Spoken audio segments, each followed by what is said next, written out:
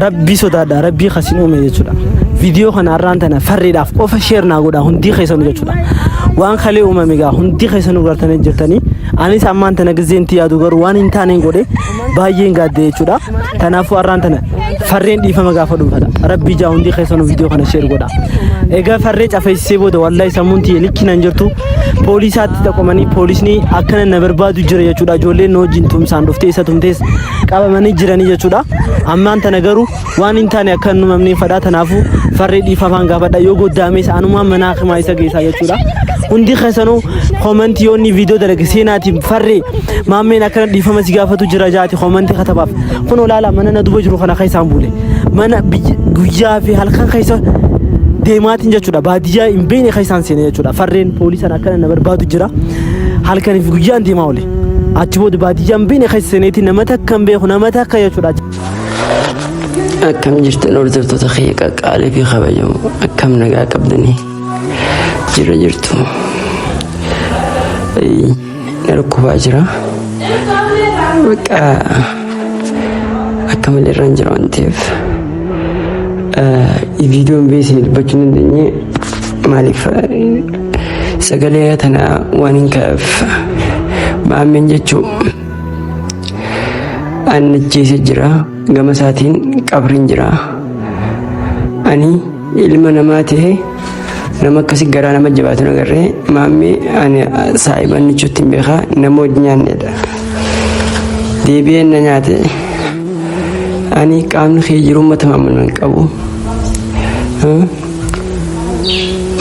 bakka maaliif wanni akkas na godheef inni farreen nama hin qabu as keessaa biyya tana keessa nama hin qabu san abdateeti akkas na godhe waa takka na godhu namni inni as keessaa qabu hin jiru jechuuf akkas na godhe fuudhee viidiyoo kaameraan irra qabee na waraabaa akkasiin na cafaqu gara jabeenya isaanii garuu kaameraa narra qabatee na cafaqaa viidiyoo sun uummatatti agarsiifachuudhaaf dhiirummaa isaa ani kanaan farree godhachuudhaaf gadhiisee jechuun viidiyoo garuu viidiyoo san gadhiisuun anaaf ragaa guddaa taate anis dafeetumaan gabbusee yeroo san qaqqabanii rakkoo fuudhee yuutuuba keeyyalatti illee maxxanse isuma ilaa gabbusee ragaa guddaa naaf taate sanumaa deebi'ee waan inni isin nama agarsiifachuudhaaf yookaan dhiirummaa isaa dhiirummaa jechuun nama dila saniin nama sadiin lubbuu takka cafaquu miti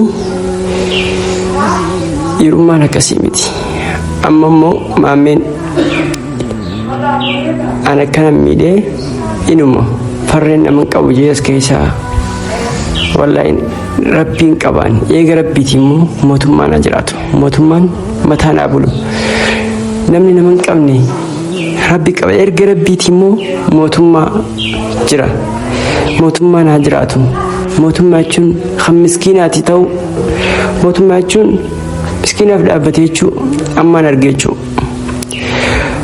ijoollee isaa wajjin akkasina cabeessan maallaqatti gadhiisee ijoolleen teessee raajii jirti dafanii bikkatti namni tokkomee manuma dhaqanii ijoollee san isaanii hojii taa'eeffataa jiru maallaqatti kannee maammeen cabeessee ijoollee maallaqa inni kanneen isii akkasirraa achi jirtu dhufanii poolisiin qab godhan inni waan santutti himee waajinni timsuun beeyne baafate jechuudha hatattamaan baafate jechuudha.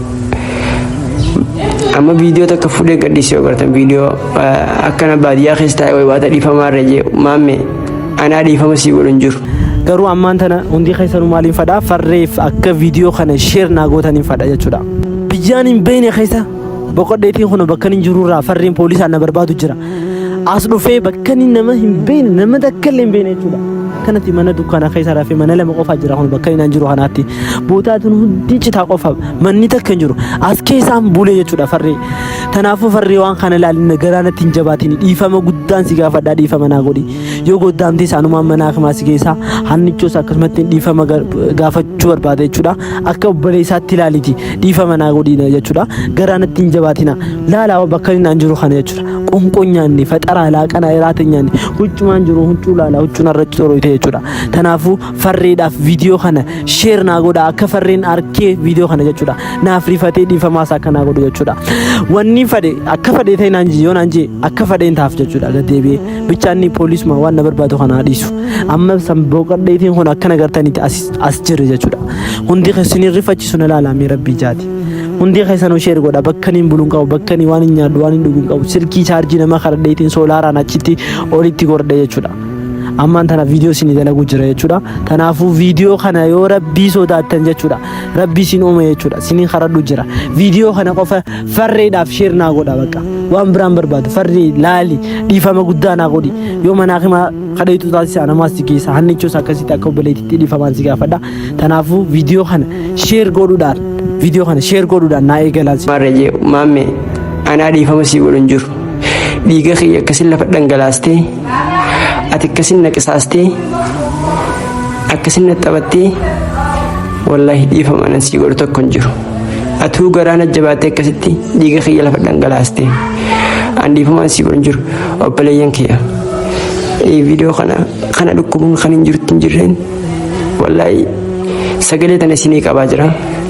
Maammee iddoon jiru kan namni beekan bilis dirqameeti. Iddoon jiru kan namni beekan kallattiin naaf bilbila. Iddoon jiru kan namni beekan lakkoofsa kiyya kana qabadhaati. Iddoo maammeen jiru kana baadiyyaa maammeen jiru tan namni beekan naaf bilbila dafaa. Wallaahi maammee anaa siliisu mootummaa yaalaa silaa bikkatti baatuun qabdu qaama seeraa yaalaa biyyuma tana keessa jiraattee bikka feetatti baadiyyaa feeta keessatti bahuu inuma hin dandeessu. Bikka feete goda feete qotadhu. Qaama seeraa yaalaa bikkummaan itti dhokottee jiraattu tokko hin jiru. Qaamni seeraa farree miti. Okay? Kanaafuu hordoftoota iddoo kana namni beektan bikka inni jiru kana baadiyyaa ta'e namni beektan nuuf bilbila lakkoofsa kiyya kana qabadhaati duwwaa 996 31 duwwaa 6 lakkoofsa kanaan naqunnamuu dandeessu. Please maamme akka dhiiga kiyya lafatti dhangalaastee akkanatti cabsitee na keessee wallaahi anaa miti rabbiin sin dhiisu. Kanaaf hordoftoota kiyya dirqameeti gaa bakka viidiyoos waraabuu hin dandeenye ciisetumaan sagalee tana isinii kaa'e viidiyoo kana gubbatti. Kanaafuu nagaan nuuf tura baay'ee isin jaalladha baay'ee isin kabaja. Viidiyoo kana hundi keessanuu jechuudha farreedhaaf sheer na godha. Farree irraan tana dhiifamaan gaafadhu barbaada. Kunoo guyyaa san booda wanta akkallee raftillee argachuu hin dandeenye riballee rafuu hin dandeenye kunoo bakka inni jiru irraa maqadheetiin bakka namni hin beekne keessan jira akkanatti ni irraa keessa jira. Kanaafuu hundi keessan isa kanaaf sheer godhaadha. Poolisa hedduun na barbaadu jira kun akka poolisni hedduun dammoo kana barbaadu jiru farrumaatu na tokkome fi hannichootu kitee na tokkome kun poolisni na barbaadu jira. Isaan Sudaan kun ogaas baadiyyaa keessa seenee jira.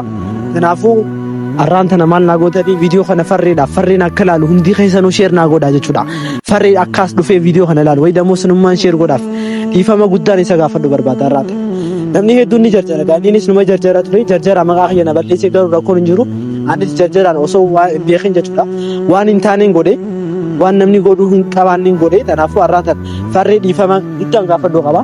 Kunoo farree akkuma gartuutti laa poolisa sodaa poolisaati natti barbaadu jirtuun sodaa kun baadiyyaa keessa seenee baadiyyaa namni hin beekne keessatti kun aadaa fe waan hin nyaanne wanta qonqollee kun akka nagartanii gaa baadiyyaa keessa seeneetiin farree sodaa keessan asiin jira. Kanaafuu yoo viidiyoo kana kagartuu taate rabbii dhiifama naa godhiidha. Hundi keessanuu koomenti irra seenaa naa karadha. Viidiyoon yoo poostu godhe illee hin argine seenee jechuudha. Neetworkiin hin jiru hedduu chaarjii nama biratti hin godhadhee minaamu karadhee jechuudha karaa ganamaa jechuudha. Saniifin viidiyoo dafee hin daleene. Kanaafuu hundi keessanuu farree naa karadha koomenti irra seenaa. Yoo inni viidiyoo amma poost godhu jiraate yoo poostu godhe seenaati maammeen akkana dalagee jira seen ilaali. Kanaafuu dhiifama yoo gooteefis dhiifama godhiif akka jettanii barbaada jechuudha. Maaliif namni hedduun ni balleessa. Garuu sinis gaa yoo namni gaa keessan sin balleesse cal jettanii ni ilaaltan usaanii keessan nima wassantan. Kanaafuu anis usaanii ni wassane garuu usaanii na wassane usaanii taanii wassane kanaafuu farree irra balleesseetiin jira. Farree dhiifama naa godhi arraa tana jechuudha. Kanaafuu akka inni dhiifama naa godhu viidiyoon tun qoftiin faayidaa hin qabdu jechuudha. faayidaa qabu sinis seentanii farri seeni waan maammiin dalagilaalii jarjaree balleessee jira kanaafuu dhiifama godhii fi farriidhaaf jettanii akkanaa barreessitan farri akkanaa dubbistanii fadha jechuudha. Yoo inni goddaames naaf hima ammaan tana isaan wajjin walitti hin bilbilru isaan wajjinis wal harkutti jirru eega zaasan booda adda baane jechuudha. Hannichoonis silkiinaan kaastu jechuudha. Isa wajjinis walitti hin dawwadhu namni isaan beekee waan isaanii natti himus hin jiru. Akkuma gartanii kun baadiyyaa namni hin jirre keessa hin jira baadiyyaa tuwwa qullaa tana keessa hin jira. Awo bakka ni rafeessiniin garsiisaa hunaas maccita maataan irraa rafe amma gaa hundi keessanuu abdiin sinii qaba ammoo dagaa naafi farreen walitti deebi'uudhaaf farree dhiifama gizeen gaafadha akka farreen dhiifama naa godhu abdiin tiyya siimi bira kanaafuu hundi keessanuu maal naa goota koomantii irra seentee lattuma farreen akka dhiifama akka naa goota dhuunfadha malee yoo sin akka inni farreen dhiifama naa godhu hedduu jechuudha seentanii yoo koomantii katabdan yoo farreen naa dubbisan ergixanyaadha farreen dhiifama naa godha.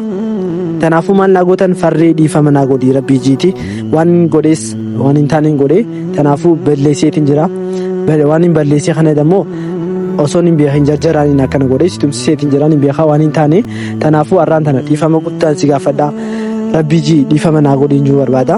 Seenaati hundi keessanuu koomantii irratti seenaati farri maammiin viidiyoo dalagii jira seen ilaalii waan inni jujaa uummanni koomantii 200 ol koomantii irra gootan jirtanii namni 200 guutuun maal jee maammii badii balleessitee jirta yaani namni hundi sun koomantii na godhe jechuudha. Silaa inni hin balleessine jechuudha namni cinaan na gargaara namni ciraan farri gargaara ture garuu ammaa tana namni guutuun jechuudha maammii balleessitee jirta kanaafuu farree keenya dhiifama gaafadhu waan hin taane waan namni nama goone goote jaanii jirtanii. Silaana du'eessa akkanumatti kasaaraa seenaa gizee takka gizee waan takka goon nama waliin nama wajjin haasofnee waan kan qabna ture garuu gaaniinis na jarjaree maqaa kiyya gizee hedduu na balleessee kanaafuu anis aariitiin aarrasaniin akkas godhe jechuudha. Akkuma gartanitti wallaahi harasanii ciisaa oolee galgala guutuu jechuudha. Waraabesni nyaatee sin beekne amma garuu asiin oolaa ture. Achi booda chaarjii eegatti koo silkiin tiyya naa gootee boodaan silkii tiyya chaarjii eega naa gootee boodaan viidiyoo isin waraabuu jira jechuudha. Kanaafuu ammallee asiin jira dhiifama akka naa godhu asii nama hin qabu. Kanaafuu waan hin nyaadhu sin qabu waan hin dhugu sin qabu bakka inni bulu sin qabu kanaafuu farree sheer naatti godha dhiifama naa godhu. Yoo ni dhiifama naa godhe dafeetiin karaa mana kiyyaa deebi'a. Waan inni itti akka mana kamaatti dhagus anaa danda'a jechuudha. Kanaafuu rabbi jaa koomantii irratti katabaaf namni viidiyoo kana garta jechuudha. Sheer godhaaf jechuudha. Kanaafuu hundi keessanuu gaa kan akkanatti waan hin taane keessa gizeen seenuu gaa namni hin feene hundi keessanuu farree naa karadhaa dhiifamaa naa godhu waan hin taane hin godhe jechuudha. Kanaafuu dhiifama farree dhiifamaan si gaafadhu fadha rabbi ji dhiifama naa godhi. Kanaafuu ammaan tana mee viidiyoo yoo isin waan jettanirra laaleetiin viidiyoo biraa isin dalagaa jechuudha. Hanqa isin garuu farreen naa karatanii farreen dhiifama siifin godhaa kottu naan jiru asumaan ta'a jechuudha. Bakka naman qabu garuu asumaan ta'a waan hin nyaadhu huccuutti ilaalame kopheetti ilaala asumaan ta'a. Kanaafuu hundi keessanuu viidiyoo kana farreedhaaf sheer godhaa. Abdiin sinii qabaatiin akka naa karatanii innis dhiifama naa godhu jechuudha. Kanaafuu siniin eegaa farreen yoo manaa himaa seenes anaa dhaqee manaa himarraa asaaka. Hannichoon silkii naa kaasuun jirtu namni beekamee dawwalaa gaafadhaati kan isaan naa barreessaadha jechuudha.